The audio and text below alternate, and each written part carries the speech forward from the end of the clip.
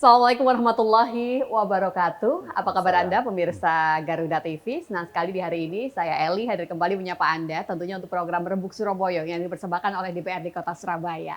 Boleh berbangga sebagai warga Kota Surabaya ketika Anda butuh pelayanan kesehatan begitu ya. Anda tinggal tunjuk KTP saja. Kabarnya memang sebagai warga Kota Surabaya Anda tinggal tunjuk KTP dan tentunya akses layanan kesehatan itu sudah bisa Anda dapatkan. Cuman pada faktanya di beberapa kondisi itu masih ada begitu ya temuan-temuan atau juga aduan dari warga yang mengatakan ada nih ternyata penonaktifan dari BPJS begitu kan. Nah, ini dampaknya untuk Kota Surabaya seperti apa? Karena di sisi lain Surabaya sudah UHC begitu ya. Seluruh warga Kota Surabaya sudah dijamin kesehatannya. Nah, bagaimanakah ini? Tentunya akan dijawab oleh tamu kita yang sangat luar biasa.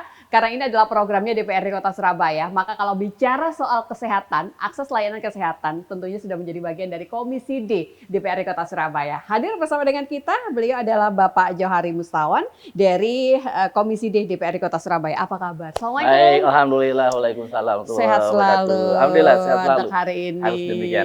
Inginnya memang seluruh warga Kota Surabaya sehat begitu ya. Insya Allah, Jadi insya Allah. layanan kesehatan juga jauh lebih prima. Ya. Cuman tentunya ada beberapa problem Pak Johari yang tentunya masih kita temui di lapangan untuk sampai dengan hari ini. Ya. Seperti apa kalau berkaitan dengan penonaktifan BPJS? Dampaknya untuk Kota Surabaya seperti apa, Bapak? Ya, baik. Terima kasih pemirsa Garuda TV. Yang pertama kita harus memahami tentang bidang kesehatan ya, dalam sebuah undang-undang pemerintah daerah tahun 2014. Baik. Itu bagian daripada hal yang absolut dan juga wajib sebagai pelayanan dasar yang dilakukan oleh daerah. Ya. Baik. Jadi salah satu dari pendidikan, kesehatan. Ya. Jadi kesehatan itu salah satu yang wajib mendapatkan perhatian utama dari pemerintah daerah, termasuk di Kota Surabaya. Kota Surabaya. Pertama kita memang patut bersyukur sebenarnya bahwa Kota Surabaya sudah menerapkan UHC yang menjamin kurang lebih 3 juta penduduknya, dipastikan 3 juta penduduknya menerima layanan kesehatan secara maksimal di fasilitas kesehatan, baik itu primer maupun tingkat lanjutan. Tingkat lanjutan. Ya. Okay.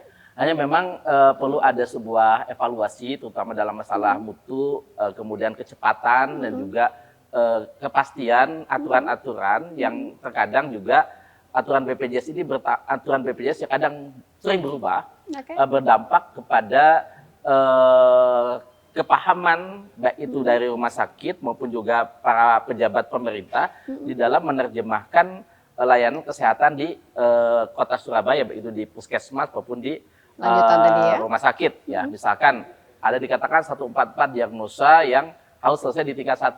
Kadang-kadang ada yang berpikir 144 itu tidak boleh ke rumah sakit. Sebenarnya boleh, dengan catatan ada catatan-catatan tertentu. Ya, misalkan suhu yang tinggi, ya suhu pasien di atas 40 derajat, misalkan kemudian juga komorbid yang dimiliki, ya sehingga kadang-kadang pasien kan tidak tahu apa itu komorbid dan sebagainya. Nah, orang awam perlu diberikan pemahaman tentang masalah-masalah seperti itu. Ini yang menyebabkan terjadinya sebuah polemik yang ada di bidang kesehatan, ya, karena pemahaman yang belum sama, persepsi yang belum sama.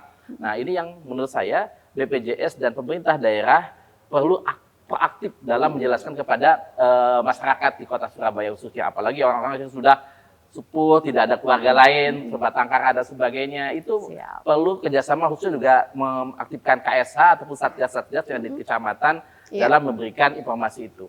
Nah, ditambah lagi sekarang ada tentang DTSen kemarin ya, pemerintahan Menteri Sosial nomor 3 tahun 2025 tentang pendataan DTSen ya, tentang data tunggal sosial ekonomi nasional yang digulirkan. Nah, intinya DTSen itu adalah merapikan warga yang termasuk dalam desil 1 dan desil 5, desil 1 sampai desil 10, terutama yang masuk dalam golongan desil 1 sampai desil 5. Nah, ini juga berdampak memastikan, sebenarnya maksudnya baik, memastikan bahwa semua penduduk warga negara Indonesia yang berhak mendapatkan haknya untuk mendapatkan bantuan pemerintah. Baik. Karena desil 1 sampai desil 4 itu pasti mendapatkan bantuan. Desil 5 sebagian menerima bantuan. Kalau PBI dalam masalah kesehatan itu desil 1 sampai desil 5. Nah, dari desil 1 sampai desil 5 itu disinyalir adanya bantuan pemerintah yang tidak tepat sasaran. Ya. Adanya bantuan pemerintah yang tidak tepat sasaran. Hanya masalahnya sosialisasi ini belum terlalu intens disampaikan pada masyarakat. Itu yang buat masyarakat jadi ragu, khawatir dan sebagainya. Sehingga berdampak adanya 11.085.000 penduduk Indonesia, dan khususnya di Surabaya ada 45.006 orang, langsung otomatis diinaktifkan terkait dengan dampaknya ini. Dampak per 1 Februari penertiban keputusan Menteri Sosial nomor 3 tahun 2026 yang berlaku mulai 1 Februari 2026. Nah, sehingga yang pertama masalah apa itu adalah masalah sosialisasi, masalah informasi bahwa jangan sampai ada kekhawatiran. Nah, kadang-kadang kan kita itu bangsa Indonesia, tidak semuanya, sebagian dari bangsa Indonesia ketika ada sesuatu yang wah itu viral itu sangat disenangi gitu kan. Nah, sehingga ini sebenarnya harusnya kita antisipasi supaya kekhawatiran masyarakat terhadap masalah ini tidak sampai berdampak besar. Dan memang kadang-kadang gitu kan kita harus memastikan, dan kita kadang-kadang belum punya data berapa sih orang yang memiliki penyakit kronis dan katastrofik yang mungkin sudah pengobatan jangka panjang dan mungkin bisa sampai wafat misalkan ya, sampai meninggal dunia misalnya seperti itu. Itu kita harus punya data. Nah, kemarin baru dapat informasi ada 45.006, dari 45.006 itu baru 900 orang kurang lebih diaktif, 900 peserta teraktifkan, dan itu sebenarnya penyakit katastrofik. Nah, tetapi perlu dijadikan sebuah catatan bahwa bagaimana nasib yang 44.000 sekian itu. Diinformasikan katanya warga Surabaya jangan khawatir, ya seperti itu. Tapi di sisi lain tidak tersosialisasikan secara maksimal kepada masyarakat. Tentu dia akan khawatir karena kesehatan itu salah satu dampak yang tadi layanan dasar yang dalam Undang-Undang Pemerintah Daerah itu 6 daripada hal yang mendasar yang wajib ditangani oleh pemerintah daerah, termasuk masalah kesehatan ini.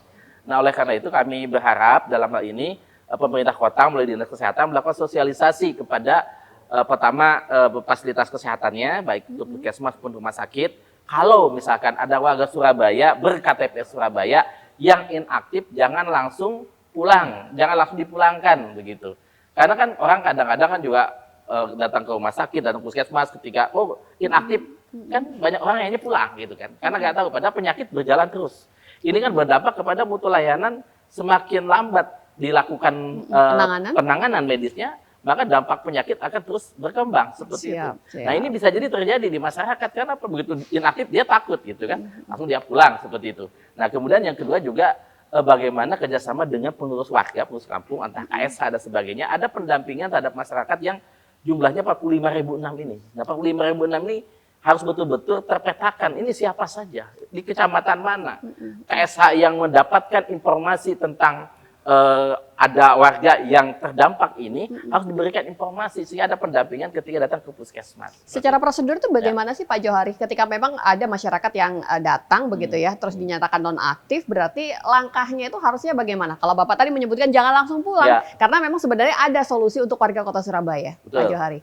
Betul, kan memang kadang-kadang kebijakan ini menjadi akan ada sebuah catatan ketika adanya kebijakan bahwa masyarakat yang baru datang di Kota Surabaya per Juli 2023, jadi yang datang baru ini kan tidak bisa mendapatkan intervensi bantuan pemerintah selama 10 tahun, seperti itu.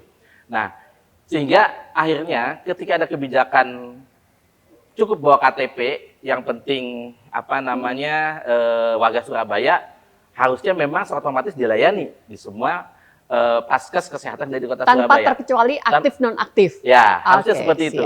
Baik. Hanya dengan kebijakan tadi itu yang per 2023 yang baru datang itu, ini juga harus dijadikan sebuah catatan. Ada catatan resminya, ada catatan pastinya di paskes-paskes itu bahwa siapa-siapa warga yang mungkin secara otomatis, secara teknologi informasi langsung bisa diketahui bahwa ini memang belum berhak untuk menerima intervensi bantuan. Itu harus ada catatan penting. Dan juga harus ada solusi juga. Karena apa? Karena sudah menjadi warga Surabaya, walaupun tidak mendapatkan intervensi 10 tahun ke depan, tapi ada solusi bagaimana untuk warga-warga seperti itu. Siap. Nanti kita akan coba lanjut kembali, masih ada banyak hal begitu ya, berkaitan dengan optimalisasi layanan kesehatan di Kota Surabaya. Kita jeda sebentar dan pastikan Anda tetap bersama dengan kami.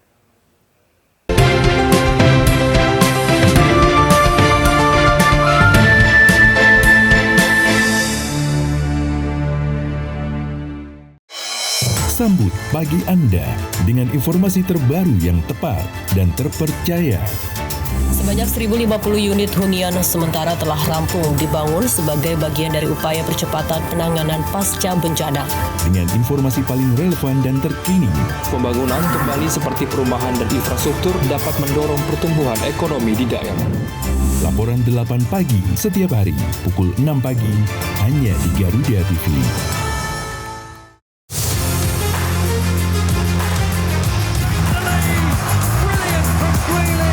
Update terbaru dari dunia olahraga terkini dari nasional dan internasional. Ikuti analisis tajam dan rekap momen epik. Dunia sepak bola. Namun, yang menjadi sorotan utama pada kemudian di sini mungkin Hafner akan tetap. Saksikan Sport 8 setiap hari pukul 11 malam dan 7 pagi hanya di Garuda TV.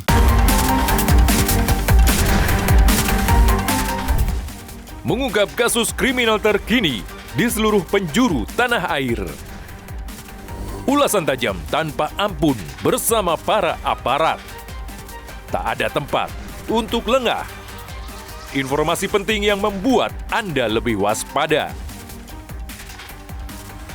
Kriminal Plus 62 hanya di Garuda TV.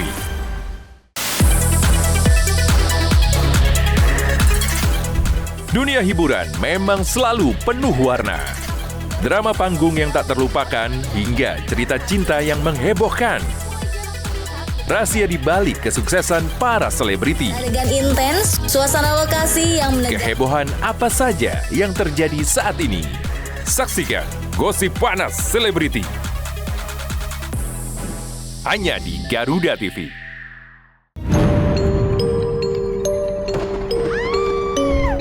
Setiap daerah punya daya tarik sendiri.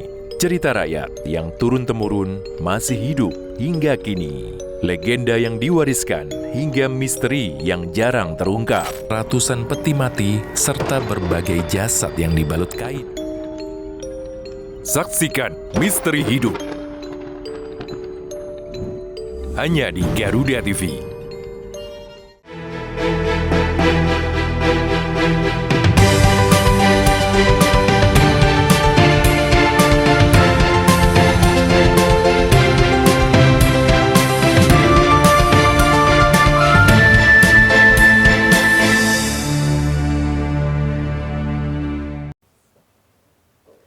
Setiap ada perubahan atau juga mungkin informasi baru, seperti yang sudah disampaikan oleh narasumber kita tadi, begitu ya, Pak Johari sudah menyebutkan, harusnya memang sosialisasinya itu dilakukan secara intens, begitu kan, agar masyarakat tahu, termasuk juga tim terkait yang ada di lapangan itu juga bisa memberikan informasi yang benar dan juga detail kepada warga. Cuman problemnya Pak Johari, ketika memang ini benar-benar berdampak pada masyarakat di Kota Surabaya, langkah konkret apa yang harusnya sudah mulai dipikirkan oleh Kota Surabaya berkaitan dengan jaminan kesehatan, layanan kesehatan di Kota Surabaya, Pak? Baik, sebelum itu kita juga sebenarnya mengharapkan bahwa pemerintah kota dan juga dari BPJS Kesehatan mensosialisasikan masalah pertama mulai dari jenis kepesertaan saja. Jenis Jadi, kepesertaan. jenis kepesertaan kadang-kadang orang nggak paham itu apa sih PB Pemda, apa itu PBI gitu kan.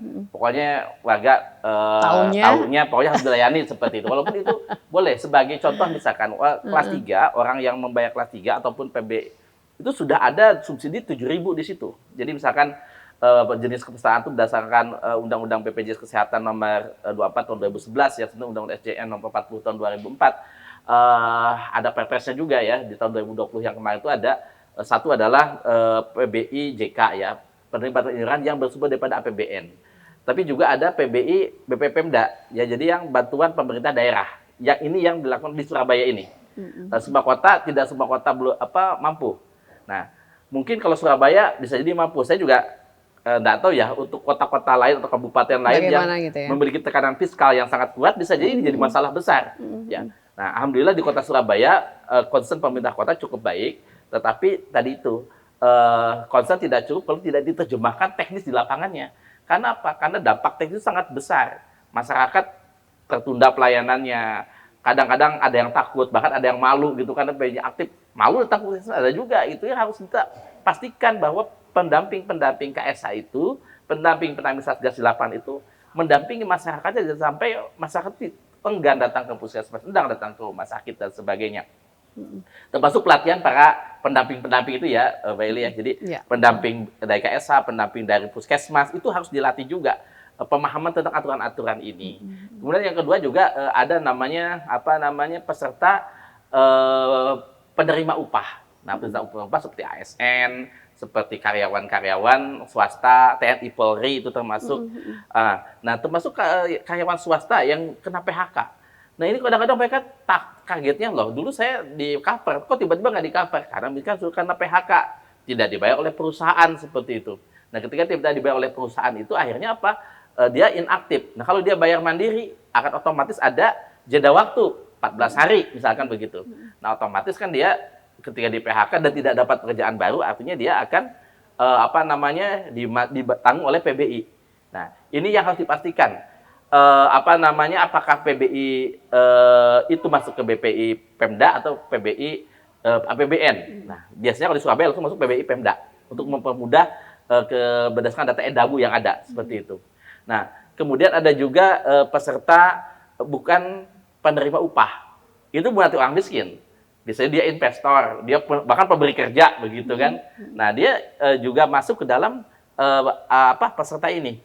Nah, kemudian yang ketiga adalah juga ada bukan pekerja. Ya. Nah, bukan pekerja ini juga misalkan bagaimana bukan pekerja ini dia bisa jadi mampu, bisa jadi tidak. Nah, yang tidak mampu itulah masuk ke dalam PB Pemda. Nah, yang diinaktifkan oleh kementerian itu adalah yang apakah yang bersumber daripada APBN, apakah yang bersumber daripada APBD. Itu juga dipastikan juga. Ya 45.006 tadi itu apakah bersumber daripada yang APBN atau dari APBD. Logikanya kalau memang itu adalah aturan pusat, berarti yang bersumber pada APBN. Nah, benar begitu ya, Pak? Harusnya demikian. Okay. Nah, karena apa? Karena yang bersumber pada BP Pemda harusnya tidak terpengaruh dengan itu. Berarti warga Kota Surabaya tidak ada yang dinonaktif begitu ya, Pak? Harusnya demikian. Tapi kenyataannya ada 45.006. Karena 45.006 itu kemungkinan ini memang di-cover oleh APBN. Kemungkinan ini masih kita akan pastikan juga pada BPJS maupun kepada Dinas Kesehatan. Gitu, karena apa? Karena kalau sudah dari awal sudah PB Pemda itu sudah tidak perlu inaktif lagi sebenarnya seperti itu. Nah, ini sebenarnya ada menyesuaikan antara data DTSEN kemarin yang hasilnya yang ternyata juga dari data DTSEN itu ketika kami di DPRD melakukan reses, rata-rata pemesan masyarakat itu adalah orang berKTP Surabaya. Kadang-kadang kan rumahnya sudah dijual, dia sewa, akhirnya tidak diakui oleh RT RW-nya ya, bukan tidak diakui, diblokir langsung itunya, KTP-nya itu kan juga mereka ada keresahan di situ. Nah, warga Surabaya sudah berpuluh-puluh tahun warga Surabaya karena tidak punya rumah, tapi akhirnya dia diputuskan untuk belum terdata. Ada sekitar ratusan ribu kakak itu masih kita pastikan dengan pemerintah kota agar jangan sampai masyarakat Surabaya langsung terdepak begitu saja juga. Jangan sampai tiba-tiba dia karena tidak punya rumah, karena dia tidak memiliki persi rumah, akhirnya dia tidak diakui sebagai warga Surabaya. Ini juga menjadi catatan kritis bagi kami di DPRD. Jangan sampai masyarakat Kota Surabaya akhirnya tergeser dan akhirnya orang-orang yang baru saja, yang punya uang besar saja gitu kan. Nah, itu juga harus diperhatikan.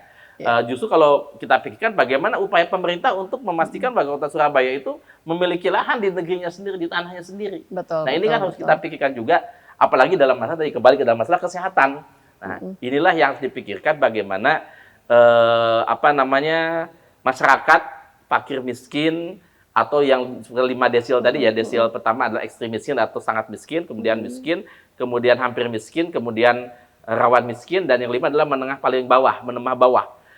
Ini adalah yang harus diperhatikan oleh pemerintah kota, pastikan bahwa jangan sampai ada peserta yang 5 ini, yang penduduk yang masuk dalam 5 desil ini tidak bisa mengakses kesehatan di Kota Surabaya, baik itu di Paskes tingkat primer maupun di Paskes tingkat lanjutan. Oke, ada beberapa poin dari pemaparan yang sudah disampaikan Pak Johari, Bapak. Ini Surabaya kan sudah punya program UHC dengan anggaran yang cukup besar. Saya ingin Pak Johari memberikan beberapa kritik begitu ya. Seberapa efektif Pak ini mengcover pelayanan kesehatan warga Kota Surabaya, termasuk tadi sudah disinggung soal KSH atau juga mereka yang terjun di bawah begitu kan. Seberapa efektif juga untuk bisa menjadi kepanjangan tangan dari pemerintah Kota Surabaya, Pak Johari? Ya.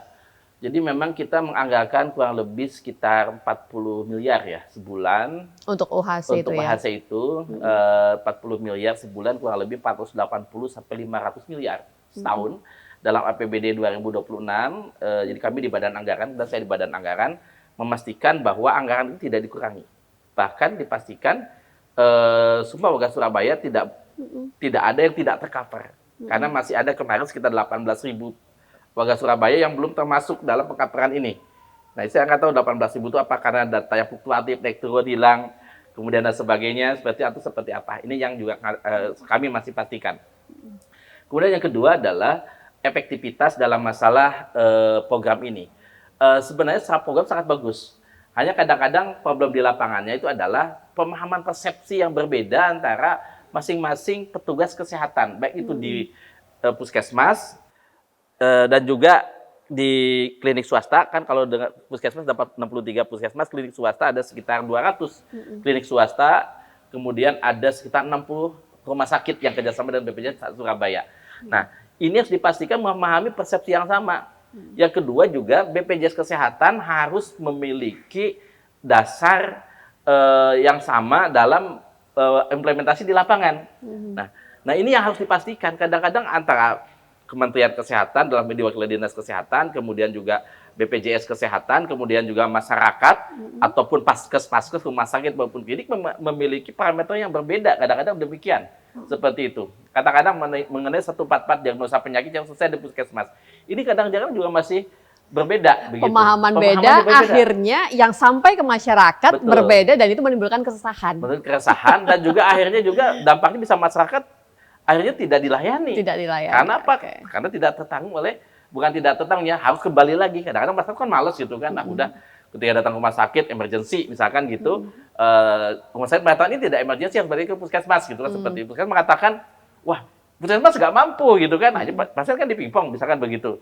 Nah, ketika dipingpong ini akhirnya apa? Dampaknya adalah pelayanan yang tertunda. Nah, ketika pelayanan tertunda akhirnya apa? Pertama, kalau dia masih ini ya, pasien menjadi malas datang ke paskes, akhirnya dia pulang. Biasanya pulang, perjalanan penyakitnya makin parah dan bisa meninggal dunia seperti itu. Padahal kita ingin umur harapan hidup mencapai 85 tahun di tahun 2045. Bagaimana kita bisa mencapai itu? Kalau di 2000, pelayanannya begitu. Betul. Di RPJMD 2025-2030 harapannya dari 76 naik ke 78 tahun. Saat ini kan 76 tahun umur harapan hidup di tahun 2025 existingnya. Di 2030 harapan kita 78 tahun. Tapi kalau caranya seperti itu, bisa jadi UHH-nya tidak akan tercapai. Indeks pembangunan manusia bisa diturun nanti. Jadi jangan kaget ketika IPM Kota Surabaya semoga tidak terjadi ya, kalah oleh kabupaten kota lain yang secara APBD jauh lebih kecil dibanding Kota Surabaya. Nah, ini catatan yang harus diberikan oleh kita kepada pemerintah kota agar berhati-hati dalam masalah kebijakan kesehatan seperti itu. Diskusi yang sangat luar biasa. Baik. Kalau bicara soal kesehatan tentunya masih ada banyak hal begitu ya yang bisa kita perbincangkan bersama dan kita harus jeda sebentar. Pastikan Anda tetap bersama dengan kami.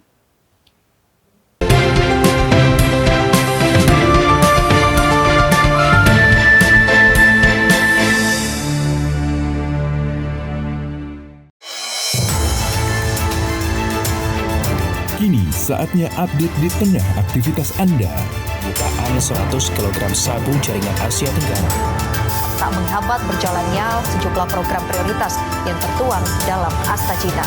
Berita terhangat, analisis singkat, dan perkembangan terpenting siang ini.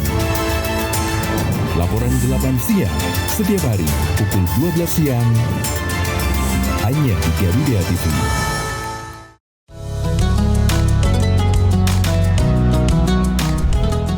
Melalui konsep dakwah santai dan edukatif, mengajak pemirsa memahami ajaran Islam melalui pendekatan ringan dan penuh kehangatan. Atau nanti dikabulkannya di akhirat, nggak dikabulkan di sini. Mengapa manusia tetap harus berdoa? Dari perspektif Islam untuk mempererat toleransi di Indonesia, Harmoni Indonesia. Hanya di Garuda TV. Meski hidup penuh keterbatasan, namun mereka tak pernah lelah berbagi kebaikan. Sebab setiap kebaikan pasti akan kembali dalam wujud kebaikan. Hanya seorang pemuda sederhana yang percaya bahwa bahagia tak perlulah mewah. Inilah orang baik. Peduli sesama dari hati ke hati. Hanya di Garuda TV. Temukan semua hal menarik tentang otomotif di sini. Pembalap harus mencetak catatan waktu tercepat. Dari inovasi terkini hingga aksi seru di arena balap, kami hadirkan. Informasi lengkap dari nasional hingga internasional. Saksikan Otomotive hanya di Garuda TV.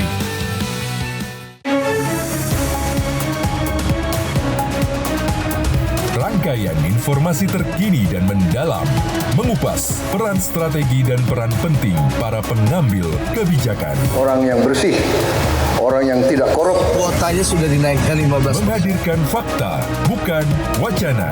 Kalau LPMK pun saya tantang. Dalam Kabinet Merah Putih, Senin sampai Jumat pukul 5 sore. Hanya di Garuda TV.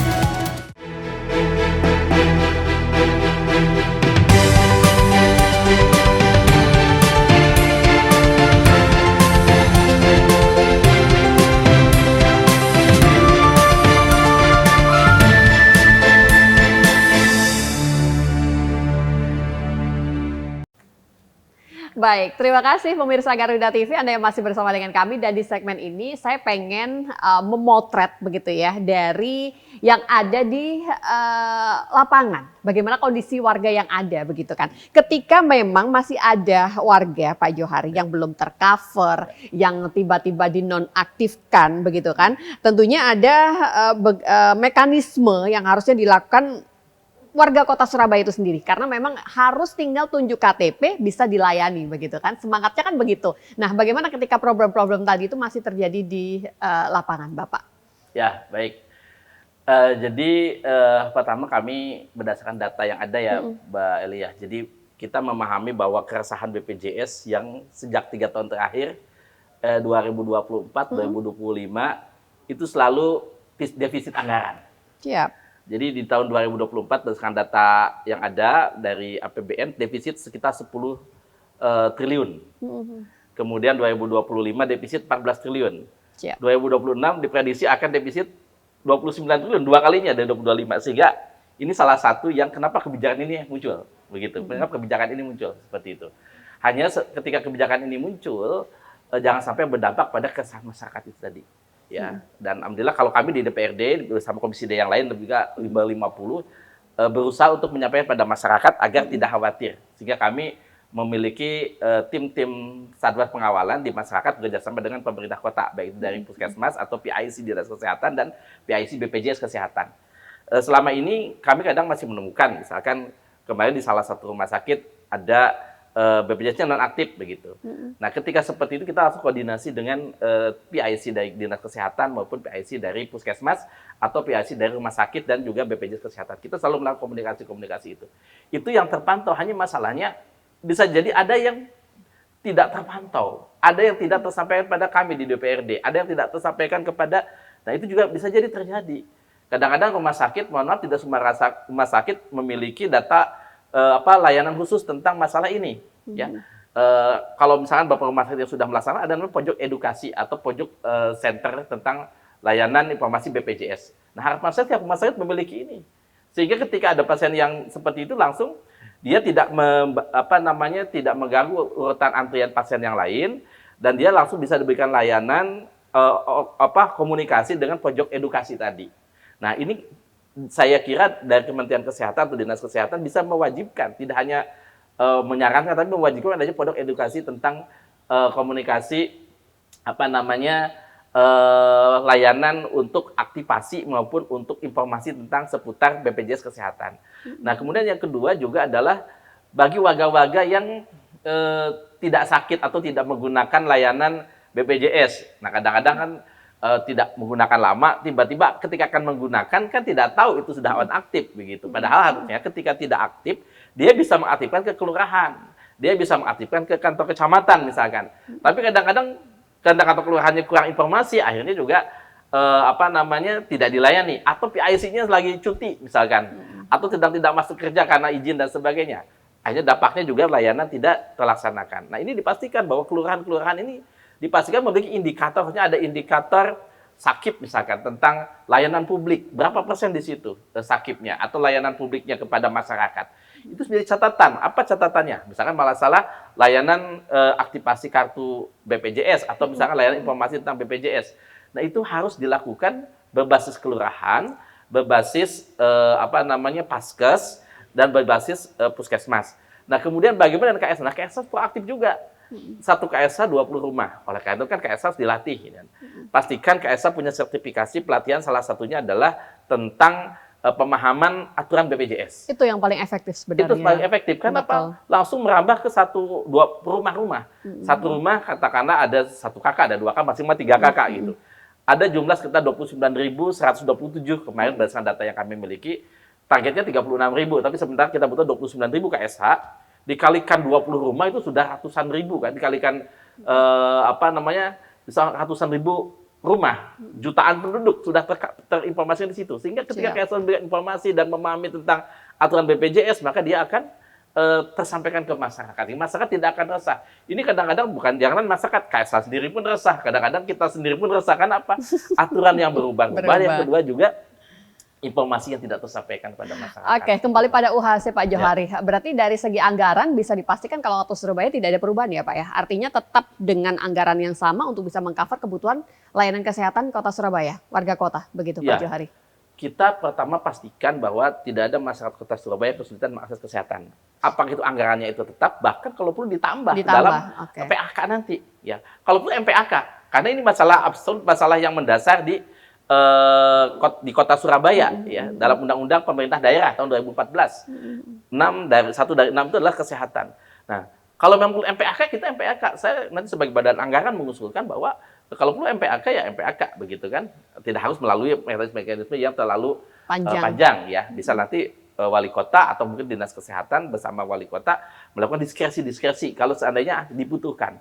Cuma kalau misalkan masih tercover dengan anggaran yang ada gitu bisa melalui MPAK, bisa melalui PAK atau juga menggunakan data yang anggaran yang ada. Yang penting masyarakat Kota Surabaya tidak sampai kesulitan akses kesehatannya di Kota Surabaya ini. Segitu yang bisa kita lakukan di DPRD Kota Surabaya. Kritik Pak Johari, sebenarnya kita sudah cukup optimalkah berkaitan dengan pelayanan kesehatan yang Bapak potret setiap kali datang dan melihat secara langsung, Bapak? Ya, jadi kalau kita melihat masih banyak hal yang harus kita perbaiki. Walaupun secara umum kita harus mengapresiasi juga Surabaya masih jauh lebih baik dibanding kabupaten dan kota yang lain dalam masalah kesehatan. Jadi kami apresiasi pada pemerintah kota. Tetapi jangan lupa bahwa kita selalu memperbaiki secara kontinu. Masih ada hal-hal yang harus kita perbaiki dalam masalah pelayanan kesehatan di Kota Surabaya. Contoh misalkan mengaktifkan JKN Mobile, mengaktifkan bagaimana antrian untuk pendaftaran. Masyarakat-masyarakat yang sudah sepuh, yang sudah di atas 60 tahun, yang mungkin belum mengalami era digitalisasi seperti saat ini, atau bahkan sekarang sudah era fase artificial intelligence AI begitu, dianggap disamakan. Jadi zaman kan ada berbagai zaman begitu kan. Nah, disamakan antara orang yang sudah 60 tahun ke atas atau 70 tahun bahkan dengan orang yang masih 25 atau 30 tahun. Nah, sehingga akhirnya mereka seringkali terlambat, bahkan mereka itu akhirnya kebingungan, datang ke rumah sakit kadang ditolak gitu kan. Harus daftar online begitu seperti itu. Nah, ini harus diperhatikan juga. Jadi ada masih banyak penduduk Kota Surabaya yang mengalami hal-hal seperti itu. Nah, kemudian yang kedua adalah pemahaman yang beragam di puskesmas maupun di paskes-paskes kesehatan. Ini dampaknya pada pasien, yang pasien yang mengadukan ke anggota dewan, tapi banyak juga pasien yang diem aja gitu kan, daripada rame begitu. Tapi kan dampaknya itu adalah program tidak optimal, program tidak memberikan tepat sasaran dan sebagainya. Di sisi lain, kebijakan Kementerian Sosial tadi itu adalah ada positifnya apa? Memastikan bahwa bantuan PBI dan PB Pemda itu dipastikan pada orang yang berhak, pada orang yang betul-betul tepat sasaran itu desil 1 sampai desil 5. Kemudian yang kedua, harus ada transparansi dalam penentuan desil 1 sampai desil 5. Jangan sampai tidak ada sampling atau tidak melakukan survei dari atas ya, dari dinas sosial atau dari dinas-dinas yang lain, dipercayakan aja sama RT RW gitu kan. Nah, itu juga harus ada verifikasi. Jangan sampai misalkan RT-nya nggak suka sama orang ini padahal miskin, nggak suka coret aja gitu kan. Like, dislike, atau misalkan ya. desilnya dinaikkan. Saya waktu reses anggota dewan menerima masukan, pas saya itu desilnya itu dulu 1, 2, kadang 3, tiba-tiba jadi desil 6 gitu kan. Tiba-tiba desilnya dinaikkan gitu kan, seperti itu. Ya, ada banyak hal yang harus diperbaiki termasuk dalam masalah transparansi menentukan masyarakat desil 1 sampai desil 5 itu seperti apa. Karena berkaitan dengan intervensi yang bisa diberikan Betul. pemerintah. Betul. Karena kan dampaknya seperti itu. Nanti misalkan biasanya menerima program PKH dari pemerintah pusat, misalkan tiba-tiba tidak boleh lagi menerima bantuan PBI dari pemerintah pusat atau pemerintah daerah, tiba-tiba hilang lagi. Iya kalau masyarakatnya mampu, ini masyarakatnya tidak mampu gitu kan, seperti itu. Sebagai contoh yang banyak terjadi itu. Penurunan desil salah satunya adalah misalkan dari rumah, jenis rumah. Ada orang punya anak 6 gitu kan, kehidupannya cukup baik, mungkin bisa katakan desil 7 atau mungkin 8, bisa jadi 8 ya. Ketika tiba-tiba suaminya wafat meninggal dunia, sedangkan istrinya tidak bekerja, anaknya 6, rumahnya bagus gitu. Itu kita temukan seperti itu. Akhirnya mereka si perempuan tersebut akhirnya mencari kerja, dapat kerjaan, tapi kan hanya dapat berapa, 1 juta, 1,5 juta sebulan untuk menghidupi 6 anaknya. Nah, ketika diusulkan ditolak gitu kan. Ditolak karena apa? Rumahnya bagus. Tidak sesuai dengan kriteria seperti itu. Nah, ini juga harus ada namanya itu adalah substansi ya. Siap. Jadi kalau dalam masalah menentukan sebuah kebijakan, saya ingin selalu menekan bahwa ada 3 aspek. Pertama adalah substansinya. Substansinya harus dilihat apakah memang orang itu ketika administratifnya tidak tepat, substansinya seperti apa. Okay. Harus ada diskresi-diskresi yang dilakukan oleh pemerintah kota, harus berani melakukan diskresi. Kalau tidak ada diskresi seperti polisi lalu lintas, melihat kemacetan kan, lampu lalu lintas bisa jadi tidak perlu dilakukan lagi ketika ada kepolisian di situ. Nah, di situ hadir pemerintah Kota Surabaya, hadir Dinas Kesehatan dalam menyelesaikan kasus-kasus masalah kesehatan di Kota Surabaya. Memang itu adalah fakta yang terjadi di lapangan, begitu ya. Ada banyak PR tentunya yang masih harusnya diselesaikan di Kota Surabaya. Kita jeda sebentar, pastikan Anda tetap bersama dengan kami.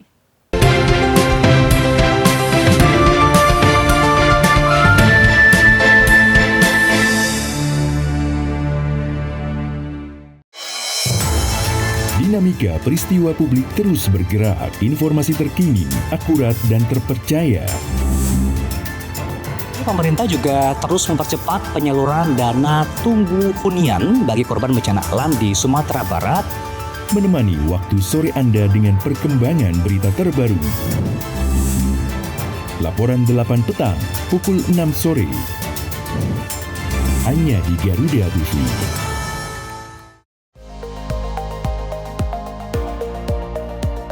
Pertanian Andi Amran Sulaiman menyebut, ekonomi terus bergerak cepat dan setiap perubahan membawa dampak besar.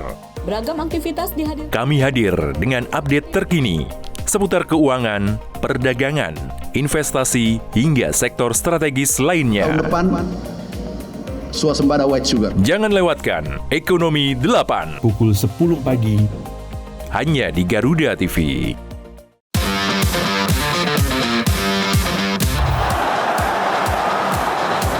Kompetisi memanas pada tiap lini klasemen Eropa. Perebutan juara terus terjadi, membuka cerita baru di tiap laga pertandingannya.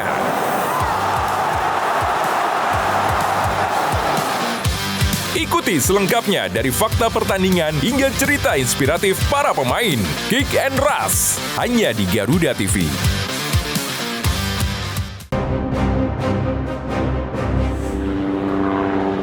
Dalam operasi militer modern, helikopter ringan memiliki peran strategis. Kemampuannya untuk beroperasi di medan yang sulit hingga mampu bergerak rendah dengan manuver cepat. Didesain untuk menyusup, menyerang, dan menjemput. Seperti apakah si kecil penakluk langit? Saksikan In Militer. Setiap hari pukul 2 siang. Hanya di Garuda TV.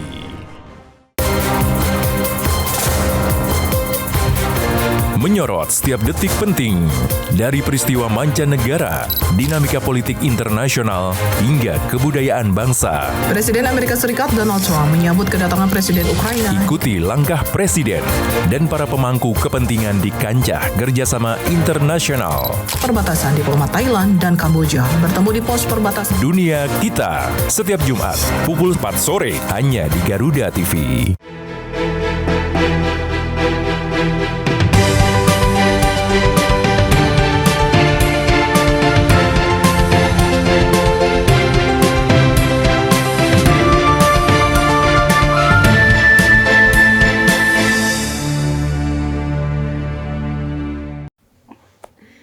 Kita boleh berbangga, tapi tentunya kita tidak boleh berhenti berbenah, begitu kan? Di segmen ini saya ingin mendapatkan jawaban dari tamu kita di hari ini, Pak Johari. Sejauh mana peran dari DPRD? Tentunya untuk bisa mendorong, memperbaiki layanan kesehatan di Kota Surabaya, Bapak. Saya membuat catatan ya di sini ya.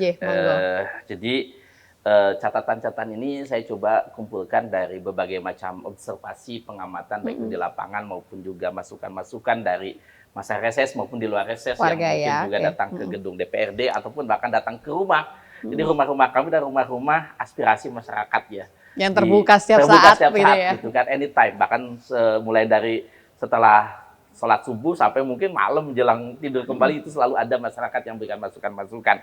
Ya, jadi yang pertama kita ingin menelaah kembali ya kecukupan anggaran bagi pemerintah Kota Surabaya dalam menerapkan kebijakan kesehatan khususnya dalam masalah UHC. Ini kita akan menelaah kembali apakah cukup, apakah perlu ditambah, apakah bahkan perlu kita pikirkan tidak hanya masalah BPJS pengkaperan biaya BPJS, tapi juga hal-hal yang lain berkaitan dengan kesehatan. Kenapa? Timbulnya biaya kesehatan mahal karena kita konsen dengan apa? Dengan kuratif, dengan pengobatan. Kita lupa dengan promotif dan preventif. Bisa jadi biaya promotif dan preventif ini harus juga ditingkatkan. Untuk apa? Pemahaman masyarakat tentang tadi aturan BPJS, tentang masalah jenis penyakit, tentang masalah emergency. Kalau perlu dipahamkan apa itu comorbid, apa itu work time, apa itu condition gitu kan. Kan ada condition, ada comorbid, ada time, ada age gitu kan. ACC istilahnya itu age, condition, comorbid. Ini bisa menjadi yang 144 diagnosa tadi itu bisa jadi langsung ke rumah sakit ketika.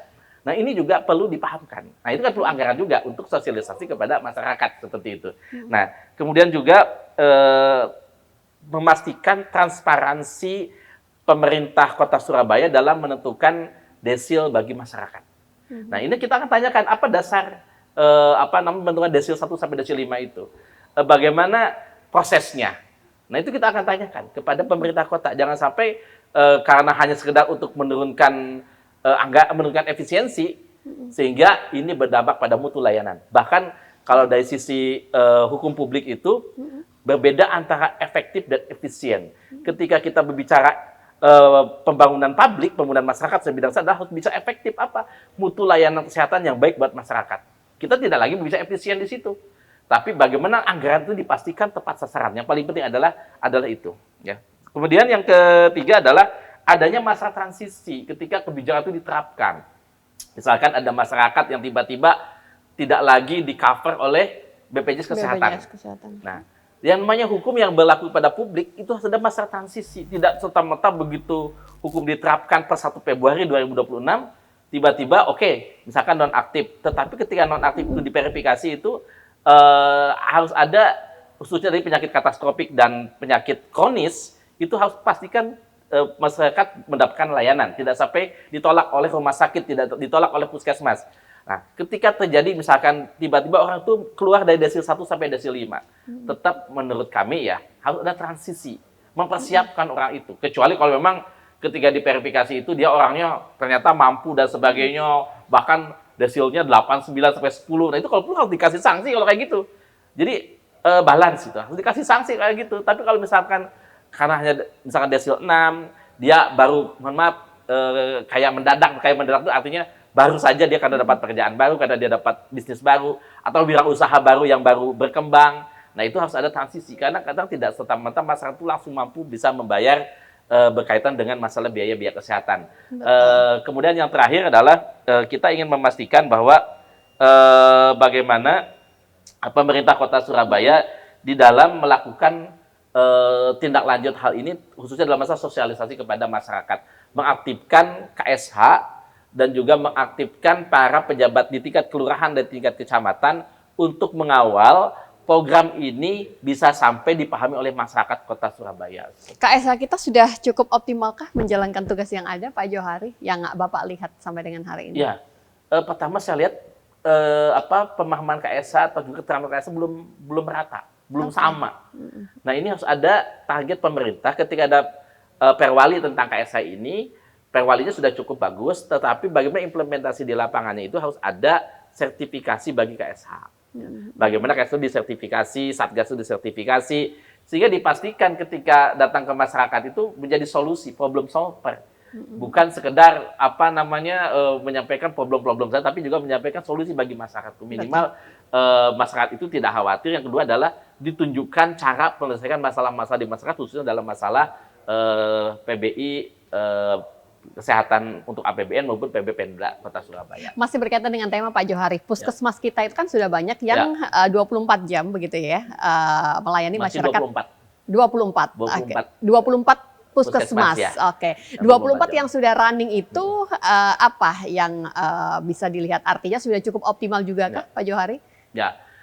Jadi ketika dari 63 itu ada 24 puskesmas yang 24 jam, itu pertama pemerintah kota melalui Dinas Kesehatan memberikan informasi kepada masyarakat puskesmas mana yang buka 24 jam. Jangan sampai misalkan ke situ datang emergency, puskesmasnya tutup gitu kan. Nah, itu sudah timing, golden periodnya sudah bisa jadi kelewat seperti itu. Apalagi kalau misalkan terjadi kecelakaan lalu lintas karena rumah sakit jauh, misalkan datang dulu ke puskesmas untuk layanan tahap awal, kemudian dilakukan rujukan ke rumah sakit. Nah, yang pertama itu. Yang kedua adalah kecukupan tenaga. Kecukupan tenaga, misalkan di puskesmas tersebut ada kapasitas BPJS kurang lebih sekitar 50.000. Berarti kan 1:5.000, berarti minimal dokter umumnya harus ada 10. Nah, saya menemukan di salah satu puskesmas di daerah utara sana, Sidotopo, itu memiliki pesanan sampai 56.000. Dokternya hanya 8, berarti kan 1:7.000. Masih kurang 2 dokter. Jangan dikira kurang dokter itu tidak berdampak signifikan, sangat signifikan. Karena apa? Akhirnya kadang-kadang karena dokternya kelelahan, kerjanya sampai melebihi jam kerjanya, kelelahan bisa menjadi kesalahan melakukan tindakan-tindakan. Baik itu kejadian tidak diinginkan, kejadian sentinel, dan kejadian-kejadian yang mungkin berdampak kepada pasien malah mendapatkan sakit tambahan selain sakit itu. Misalkan jatuh dari tempat tidur, bisa jadi kan gitu, jatuh dari tempat tidur, akhirnya pasien datang ke situ tidak patah tulang, jadi patah tulang karena jatuh di tempat tidur. Atau juga puskesmasnya sarananya tidak memadai. Misalkan ada lantai 2-nya, tapi lantai 2-nya itu tidak ada RAM, tidak ada kadang-kadang untuk blankar dan sebagainya. Itu pastikan apakah semuanya sudah ada atau belum. Nah, sehingga bisa jadi pasien terjatuh, atau layanan obstetri ginekologi, layanan kandungan misalkan, kalau bisa di lantai 1 tidak ada naik turun tangga misalkan. Nah, itu dipastikan apakah semua puskesmas sudah melakukan itu. Sudah melakukan pengecekan monitoring terhadap sarana dan prasarana seperti itu. Nah, sehingga oleh karena itu layanan kesehatan ini akan optimal di puskesmas ketika kecukupan jumlah tenaganya memadai. Nah, yang terakhir terkait dengan puskesmas 24 jam adalah layanan konsultasi terhadap dokter spesialis. Nah, puskesmas harus punya kerjasama. Kan ketika dia tuh paskes primer ataupun layanan atau klinik pratama ya kalau di swasta itu, dia tidak ada layanan spesialistik. Kenapa? Kalau layanan spesialistik sudah masuk klinik utama, sudah masuk layanan lanjutan. Nah, tetapi walaupun demikian harus ada mekanisme gimana ketika puskesmas dibebani dengan 144 diagnosa penyakit itu tadi, gitu kan. Jadi kalau BPJS ditanya apa 144 diagnosa itu tidak ditangani oleh BPJS, BPJS pasti jawab, siapa bilang? BPJS pasti akan menangani semuanya, pasti akan bilang seperti itu. Dan memang persepsi masyarakat itu adalah tidak dilayani, padahal tetap ada yang dilayani paskes primer, ada yang dilayani paskes lanjutan seperti itu. Tapi masyarakat pemahamannya berbeda. Nah, ketika adanya satu pembebanan 144 diagnosa, rehabilitasi medis dibatasi misalkan 6 bulan di rumah sakit dan kembalikan kepada puskesmas, harus ada mekanisme puskesmas atau klinik bisa melakukan konsultasi kepada dokter-dokter spesialis, baik itu di rumah sakit, kerjasama dengan puskesmas tersebut maupun dengan rumah sakit daerah. Sehingga 24 rumah sakit atau puskesmas yang sudah 24 jam tadi dipastikan punya mekanisme konsultasi dengan dokter-dokter spesialis yang dibutuhkan, khususnya baik dengan yang program pemerintah kota adalah angka kematian ibu dan bayi. Nah, itu kan berarti dokter anak dan dokter obgyn itu 2 dokter yang mungkin juga diwajibkan puskesmas yang sudah 24 jam tadi memiliki konsultasi dengan 2 dokter spesialis tersebut. Oke, baik. Kita masih punya satu segmen lagi untuk bisa menuntaskan perbincangan kita di hari ini. Tentunya bagi Anda yang baru saja mungkin bergabung bersama dengan kami, Anda bisa simak nantinya ya di kesimpulan poin-poin penting apa saja yang bisa disampaikan oleh tamu kita di hari ini. Kita jeda sebentar dan pastikan Anda tetap bersama dengan kami.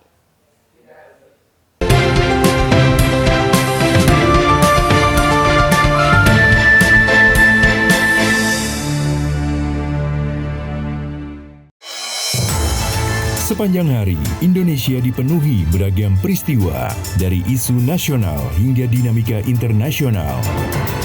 Tim SAR gabungan berharap korban segera ditemukan dan dievakuasi dalam kondisi terbaik. Kami hadirkan informasi terkini, akurat dan terpercaya dalam rangkuman berita malam hari Anda. Laporan 8 malam, setiap hari pukul 10 malam. Hanya di Garuda TV.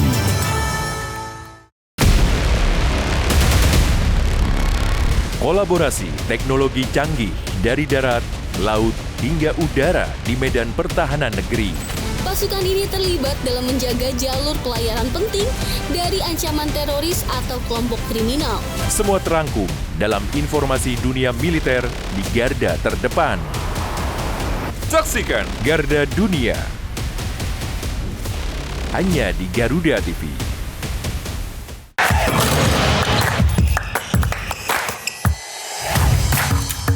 Hey Basket Mania, saatnya ngobrolin segala hal tentang dunia bola basket. Ulas pertandingan terbaru, highlight pemain panas, fun facts, sampai tren dan drama di lapangan. Kita kupas tuntas bersama di Hoops Vibes. Setiap hari Minggu, pukul 1:30 siang, hanya di Garuda TV.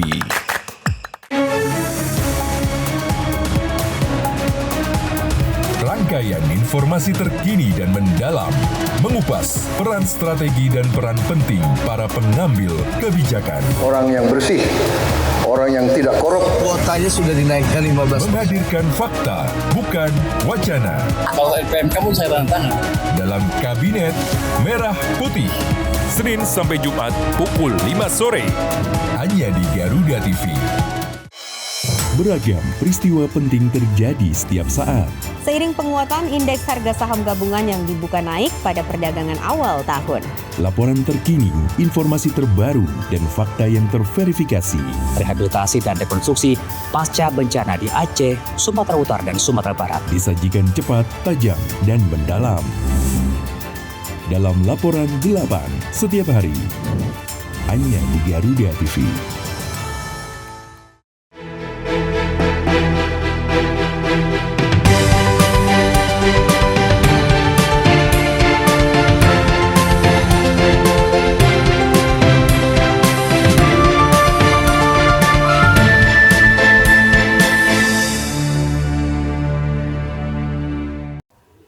Kita tentunya sangat berharap begitu ya, semakin hari layanan kesehatan di Kota Surabaya jauh lebih baik. Tentunya ini butuh kerjasama banyak pihak begitu ya Pak Johari. Adakah mungkin poin-poin penting yang bisa disampaikan Bapak sebagai penutup diskusi kita? Yang pertama, kami berharap pemerintah Kota Surabaya melalui Dinas Kesehatan sebagai Captain of the Ship, sebagai kapten kapal pembangunan kesehatan itu mengajak kolaborasi dengan BPJS Kesehatan, dengan pemerintah kota di tingkat kecamatan dan kelurahan sampai KSH untuk melakukan sosialisasi terkait dengan kebijakan penonaktifkan sebanyak 45.006 jiwa yang ada di Kota Surabaya ini. Kemudian yang kedua, membuat sebuah sistem early warning system kepada masyarakat yang terinaktifkan BPJS-nya sehingga masyarakat mengetahui bahwa kartu BPJS itu inaktif. Nah, ketika sudah terjadi early warning system, ada namanya fast tracking reaktivasi. Jadi jangan sampai ketika itu inaktif, warga menjadi khawatir dan juga tidak terlayani layanan kesehatannya. Jadi ada fast track reaktivasi. Bagaimana puskesmas, rumah sakit, klinik, ataupun semua layanan kesehatan di Kota Surabaya memiliki cara dan sistem atau SOP untuk mengaktifasi inaktif kartu tersebut secara cepat. Ya. Sehingga tidak lagi harus pastinya suruh pulang dulu dan sebagainya. Kemudian yang keempat, ketika terjadi pada masyarakat-masyarakat yang memang akhirnya tidak bisa ditanggung lagi oleh PBIJK, baik itu APBN maupun PBPemda, maka ada masa transisi. Kecuali memang dipastikan bahwa masyarakat tersebut mampu secara pasti membayar secara mandiri ataupun dilakukan oleh perusahaan kalau dia ternyata setelah diverifikasi dia sudah bekerja kembali, misalkan seperti itu. Tapi tetap ada masa-masa transisi ini. Yang kelima, penyakit-penyakit yang bersifat katastrofik dan juga penyakit kronis, jangan sampai ini terjadinya pemutusan layanan kesehatan.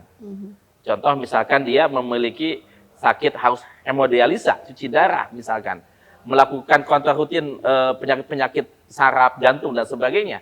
Ketika tidak dilakukan itu dia akan berdampak sekali kepada kondisi tubuhnya. Kemudian yang keenam, agar jangan hanya karena masalah anggaran, pemerintah langsung melakukan langkah-langkah yang ekstrim dalam masalah bidang kesehatan ini. Karena ketika ini berdampak kepada layanan publik, saya kira pemerintah Kota Surabaya mengajak diskusi dalam hal ini Komisi D DPRD Kota Surabaya bersama BPJS Kesehatan, bersama pihak-pihak terkait, entah kelurahan, kecamatan, untuk mencari solusi terbaik dalam menyelesaikan masalah-masalah yang terjadi di Kota Surabaya. Dan yang terakhir adalah pastikan program UHC ini tetap bisa terlaksana dengan sebaik-baiknya, dengan tanpa lagi melihat apakah dia itu betul-betul dipastikan sebagai warga yang sakit atau tidak sakit, tetapi lebih kepada bagaimana masyarakat Kota Surabaya mudah dalam mengakses layanan kesehatan di semua paskes kesehatan, baik itu rumah sakit swasta maupun rumah sakit pemerintah. Khususnya rumah sakit swasta diharapkan diwajibkan untuk bekerja sama dengan BPJS Kesehatan, karena ada masih 6 rumah sakit yang belum bekerjasama dengan BPJS Kesehatan, padahal dia berada di Kota Surabaya. Pastikan rumah sakit tersebut memiliki atensi terhadap warga-warga yang kurang beruntung di Kota Surabaya. Puskesmas dipastikan memiliki akses yang baik, tenaga SDM yang baik, dan fasilitas yang memadai untuk melayani masyarakat Kota Surabaya dalam bidang kesehatan. Terima kasih sekali Pak Johari, luar biasa. Banyak sekali informasi yang sudah kita dapatkan di hari ini. Semoga apa yang disampaikan bisa memberikan manfaat untuk seluruh warga Kota Surabaya. Kita sudahi dulu perbincangan kita di hari ini. Saya Eli Prabowo pamit, sampai jumpa. Wassalamualaikum warahmatullahi wabarakatuh. Waalaikumsalam. Terima kasih, Eli.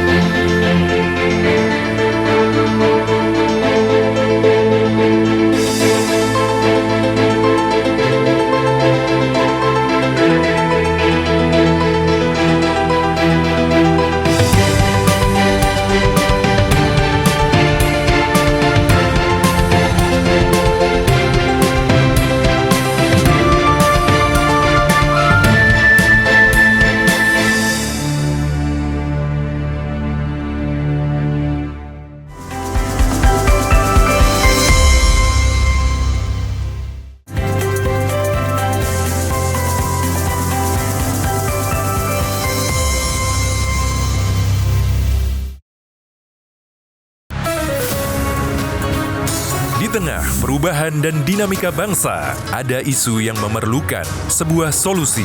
Menyinggung soal SARA seandainya tidak hati-hati. Semua tata kelola penyelenggaraan ya itu harus bersih. Bersama narasumber terpercaya, mengulas topik terkini untuk negeri. Indonesia Kita, Senin sampai Jumat pukul 7 malam. Hanya di Garuda TV.